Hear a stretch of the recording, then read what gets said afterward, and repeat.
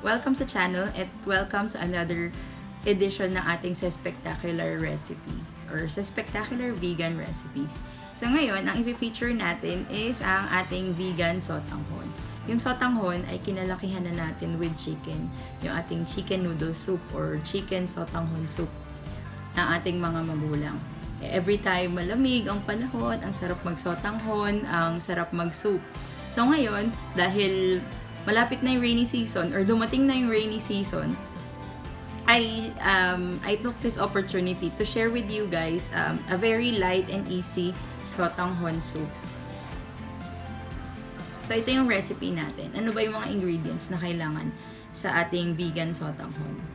Syempre, kailangan natin ng garlic, shallots or garlic and onion, mixed vegetables, broccoli, cauliflower, and carrots, our vermicelli noodles or ating sotanghon noodles.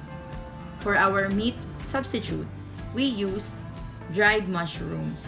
Itong dried mushroom, you need to soak it for about 15 to 30 minutes sa hot water.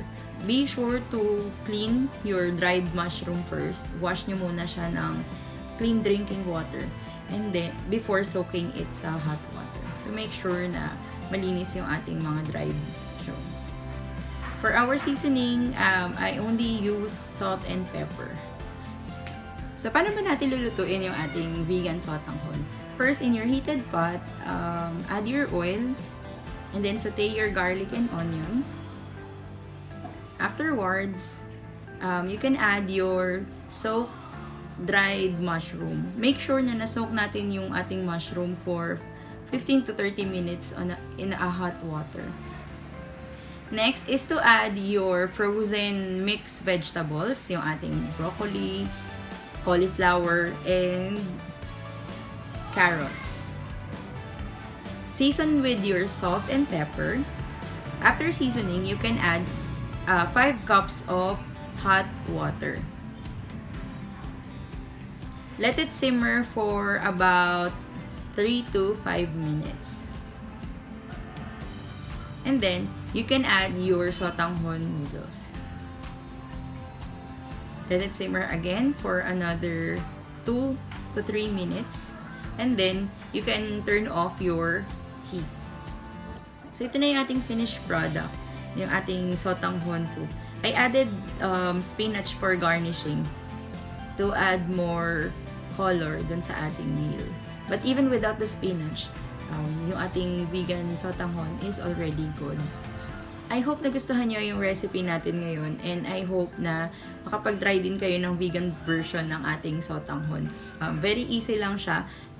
Nakita nyo naman is just sauteing and boiling. So sa mga bago, I hope i-check nyo din yung other videos natin about vegan recipe, Filipino vegan recipes.